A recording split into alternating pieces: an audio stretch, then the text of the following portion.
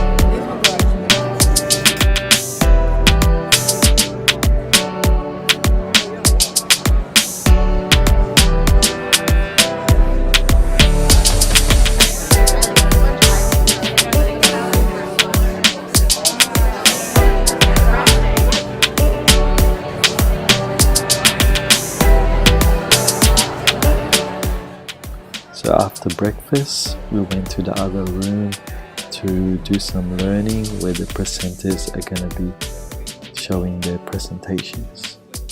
Here is the crew ready for school. Not that just that you're going to be living for longer, but you're going to be for living longer healthier. And we haven't even really touched on the effect it has on the animals and the environment. So then when it's time to change, a lot of people... I'm really trying to learn to be a better advocate because I realised I've been getting it wrong. I couldn't change my dad when he had heart disease and cancer. What to do hasn't seemed to work for me. Being seen as an activist clearly puts many people off. Tugging on the heartstrings of some future health disaster that may or may not occur clearly doesn't work for many. And rigidly chastising people for continuing to have oil or fish just puts some people right off. Those of us in a movement like Doctors for Nutrition, we really need to inspire people. We need to educate people. We need to be compassionate and have no judgment. With love, we need to offer an invitation simply for those people to eat more whole plant foods. As the evidence supports that this lifestyle pattern has reductions in chronic diseases and all-cause mortality. Patients are likely to change their diet and lifestyle than more commonly thought, no matter what their background, financial situation or level of education. And when they do, the results are amazing and empowering to the patient. We do not have the excuse to not tell patients because we don't think they would do it. You never ever know. And not educate patients if they are not taught themselves. Doctors are science-based people and they do go into medicine wanting to help their patients. And evidence is pretty convincing, as well as objective patient measures. Things like blood pressure, A1C and cholesterol. Seeing these numbers go down is, motivating for us. But first, they must know themselves, hence teaching medical students, junior doctors, residents, registrars, the power of food and lifestyle as medicine is essential to moving forward in medicine, especially with regard to chronic disease management. And in many cases, chronic disease reversal. And not necessarily so that everyone that we talk to will become passionate and practice it. At this stage, it's more moving towards understanding that is an evidence-based treatment.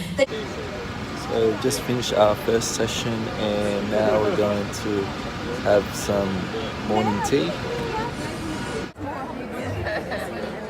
Every day of my working life, I see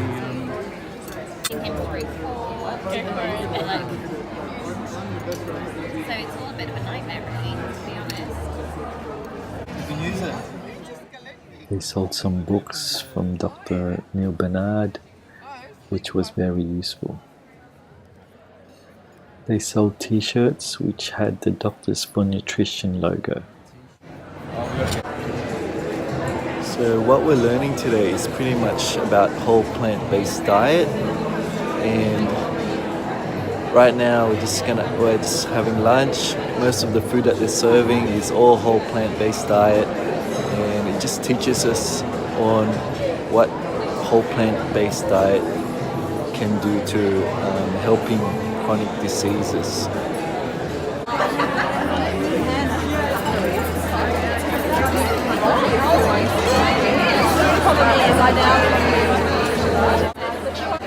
Alrighty.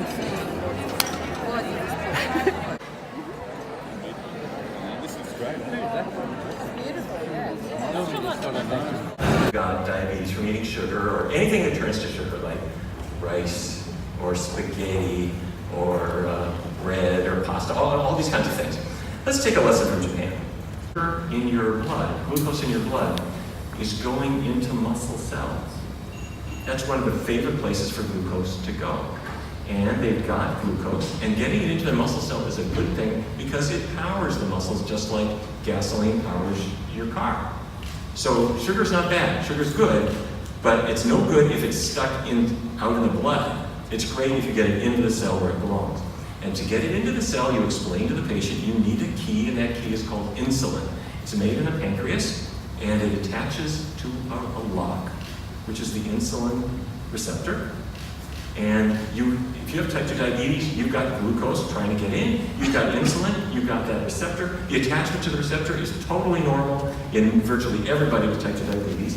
And what normally then happens is once the insulin attaches to the receptor, it signals funny little channels, those little purple things, to let the glucose inside, and here it comes. Okay, so the problem in type 2 diabetes is the buildup of intramyocellular lipid that interferes with insulin signaling. So the insulin still attaches to the receptor, but it can't get the cells to open up to the glucose. It's a little bit like when I was a kid growing up in Fargo, there was a trick that sometimes other kids would play where they would put chewing gum into their neighbors' locks, and then they'd hide in the bush. I hope you didn't live in a neighborhood like this. But then they would hide in the bushes and watch people get home, unable to enter their houses until they cleaned out the lock. Well, you don't have chewing gum in your cells. You've got fat in your cells. And it comes from beef fat, chicken fat, fish oil, olive oil, extra virgin olive oil, extra virgin olive oil. The fat that you eat gets into your cells and builds up, and the cell holds onto it, and the insulin signaling is impaired right away. And the pancreas says, okay, I'll just make extra insulin, and we'll eventually just power that glucose into the cell, and that will happen for a while, but eventually the pancreas can't keep up, and your blood sugar just starts to rise. And your patient will understand that. And they'll say, how do I get that fat out? Okay, no animal products at all. If we have no animal products, how much animal fat is there in your diet? Well, there won't be any. We're going to do that, and we're going to keep the oils really low, and that's it. That's it. The patient says, that's it. And they will say, can I keep that drawing? And right here, give us the 2.4 micrograms of B12 we need. That might be true. But today, modern hygiene has eliminated that possibility. And meat eaters will get some B12 because the cow's gut bacteria make it, and it gets into the meat or into the milk. But even meat eaters can get deficient because you have to pull the protein, the B12 free of the protein, and that requires stomach acid, which after the age of about 50, a lot of people aren't making very much. They might be on an acid blocker, or they might be on metformin for diabetes. And in hematology clinics, the B12 deficient people are not vegans. It's people over 50, or people on metformin, or people on various other drugs that are making them B12 deficient. So the answer is a B12 supplement. And yes, it's fortified in many foods, but I encourage everyone to just supplement with B12. And it's in every multiple vitamin you ever took, and very, very easy to do.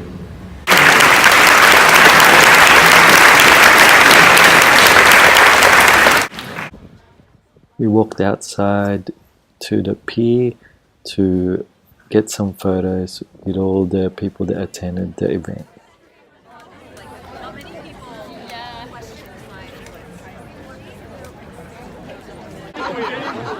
Which recommends a plant-based diet. It's why I'm so encouraged to see everybody here, and why I'm so enthusiastic. When I go down to the local pub in my village, population 1700, southwest of England, beautiful twee little English village with a 200-year-old pub on a little bowling green, and I'm walking by, the landlord, Tim, says, "Hey Alan, we've got a vegan diet, or a vegan menu now. You've got to come in and try it, you know. So vegan is going mainstream, and yeah, it's not always whole food plant-based, but the fact that that little English pub in this tiny little English village is kind of getting there fills me with enthusiasm.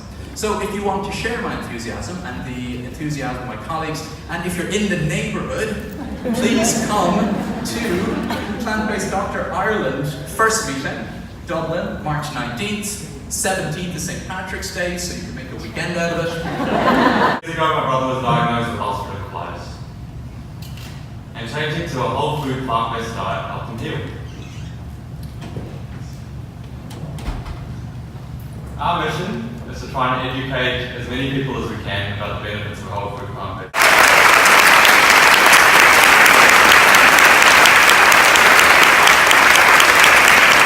The chef might have been a bit shy. Has supported us, you know, from the more than leading up month to this day, and has helped us running all these days. Thank you, Julie. We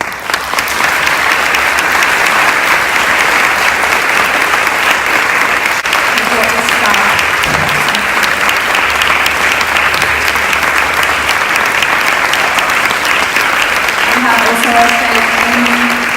one of our paid contractors who flew down from Sydney to make all of our amazing fruit platters that you've experienced. We're watching a movie and it's going to be a premiere of Cold Blue. So it's going to be like a cushy movie type premiere. So they gave us some takeaways. I would not tell you about Saray Stancic, who made this film, because she's going to tell you about that herself in a moment. And she'll tell you about her own medical journey and also about some conclusions that she has drawn, which I think follow wonderfully from the panel that we just saw. Rabs, what is it about? A testimonial about someone that had MS. So, before and after. What happened?